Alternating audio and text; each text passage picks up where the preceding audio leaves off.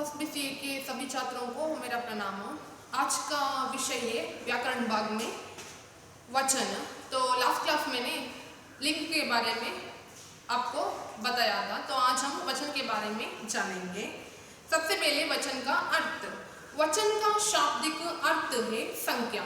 पंडित कामता प्रसाद गुरु के शब्दों में संज्ञा के जिस रूप से संज्ञा का बोध होता है उसे वचन कहते हैं। तो मैंने यहाँ पहले से लिखा हुआ है, तो वचन यानी संज्ञा। तो इसका शाब्दिक अर्थ, तो शाब्दिक रूप में हम वचन को संज्ञा कह सकते हैं, नंबर।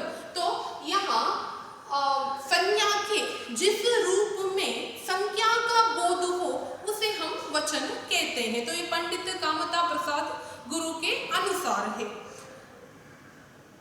डॉक्टर हरदेव बाहरी का कहना है कि संज्ञा के जिस रूप से यह बोध होता है कि अमुक पदार्थ या व्यक्ति एक या अनेक है उसे वचन कहते हैं। तो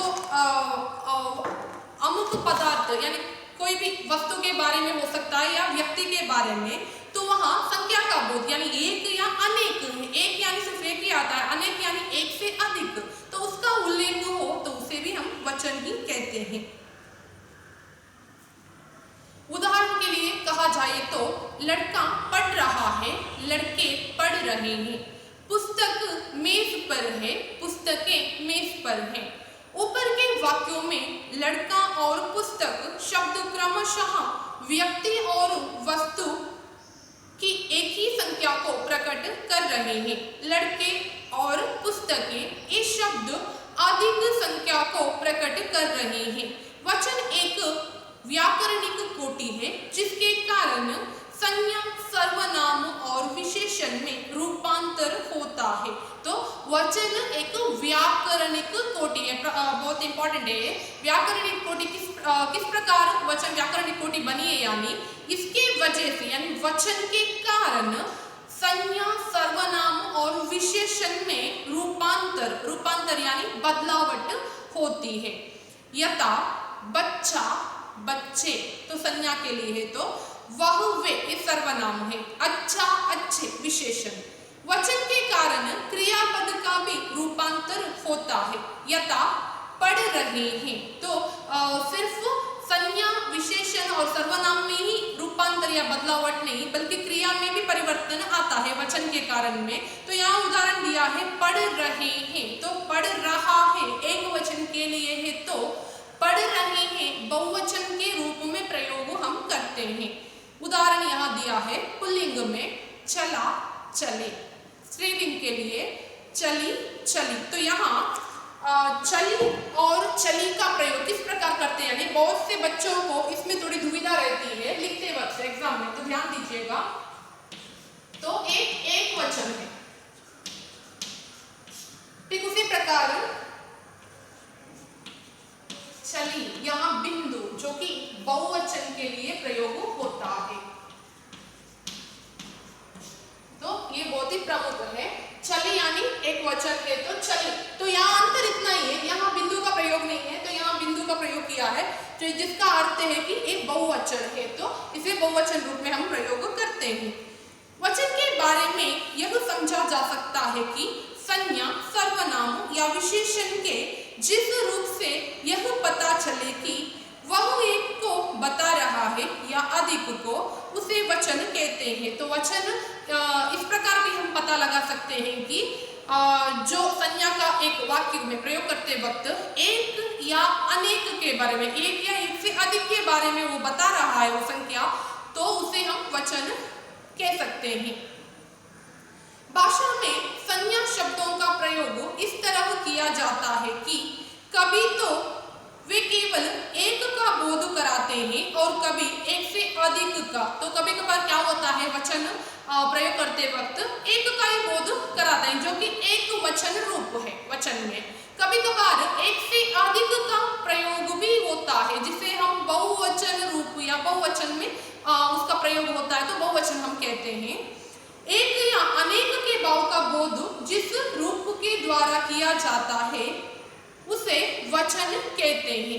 हिंदी में दो वचन हैं, एक वचन और बहुवचन। तो हिंदी में दो भेद है वचनों में, तो वचन में दो भेद हैं, एक वचन और बहुवचन। तो ये सिर्फ दो भेद या दो विंगड़न किए गए वचन में, एक वचन और बहुवचन। तो सबसे पहले एक वचन क्या है इसके बारे में जानेंगे।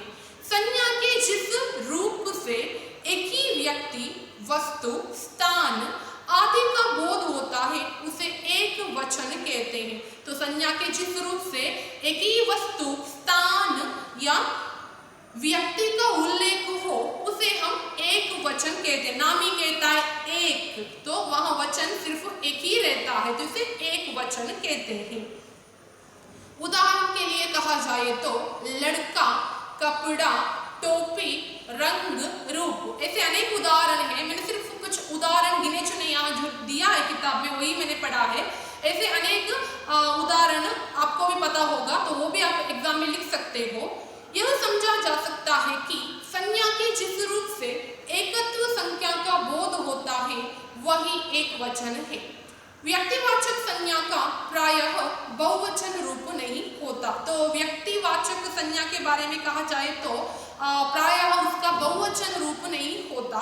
ठीक उसी प्रकार जब अनेक व्यक्तियों के बोध के लिए व्यक्तिवाचक संज्ञा प्रयुक्त होती है तब बहुवचन में जातिवाचक बन जाती है। तो वही व्यक्तिवाचक जब हम उसका इस्तेमाल संज्ञा में करते हैं तो वो बहुवचन रूप में जातिवाचक बन जाता है। तो बहुवचन रूप में क्या होता है, वो जातिवाचक कहलाता है या बन जाता है। उदाहरण दिया है यहाँ, राम 3 हैं, तो राम कितने हैं, 3 हैं। दशरथ राम, परशुराम और बलराम, तो ये अलग अलग है, लेकिन राम 3 है, लेकिन व्यक्ति अलग अलग है। एक है दशरथ राम, दूसरा है परशुराम और तीसरा है बलराम। इस वाक्य में राम शब्द बहुत्व और राम नामक पुरुषों का बोधक है।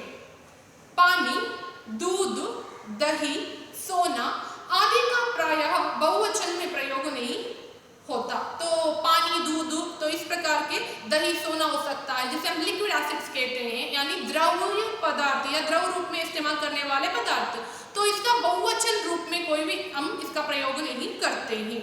एक वचन के प्रयोग से कभी कभी पूरी जाति का बोध होता है। यथा हम गाय की पूजा करते हैं।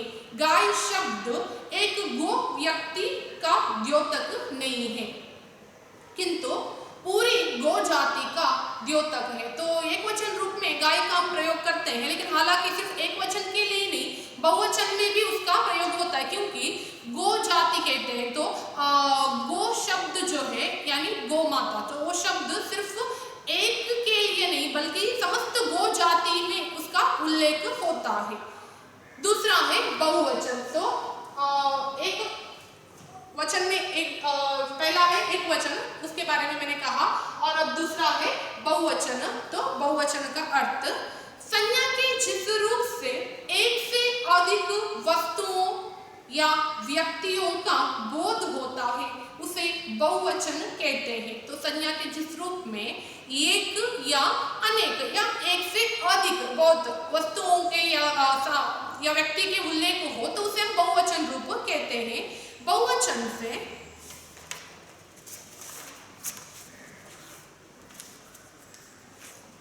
वस्तुओं, व्यक्तियों के बहुत्व को प्रकट किया जाता है, जैसे लड़के, कपड़े, नदियां, बहुएं, पुस्तकें आदि। तो ये कुछ उदाहरण बहुवचन के लिए। अगर ध्यान से हम गौर से देखेंगे तो एक वचन का जो रूप है उसका ही बहुवचन रूप होता है। उदाहरण के लिए कहा जाए तो लड़का एक वचन है, ठीक उसी प्रकार लड़के बहुवचन में आते हैं, लेकिन गाय उसे गायी कहते हैं, उसका बहुवचन रूप में प्रयोग अलग से नहीं किया जाता है। ठीक उसी प्रकार ऐसे बहुत शब्द हैं जो कि हिंदी में उसका प्रयोग एक वचन बहुवचन दोनों में किया जाता है, कोई भी बदलावट नहीं आता। उदाहरण के लिए मैंने पहले से कहा गाय, फूल, घर। तो इस प्रकार कुछ शब्द जिसका प्रयोग एक वचन में भी और बहुवचन में भी एक ही रूप से किया जाता है, यानी शब्द एक ही रहता है, उसे हम बदलते नहीं हैं। आदर के लिए भी बहुवचन का प्रयोग होता है। यथा कण्व ऋषि पधारे हैं। इस वाक्य में कण्व ऋषि शब्द का प्रयोग बहुवचन में हुआ है, जो आदरार्थक है, ना कि बहुत बहुत्व संख्या का द्योतक है। आश्रम से 3 ऋषि पधारे हैं। इस वाक्य में ऋषि शब्द से बहुत्व को प्रकट किया जाता है। तो यह 2 उदाहरण है।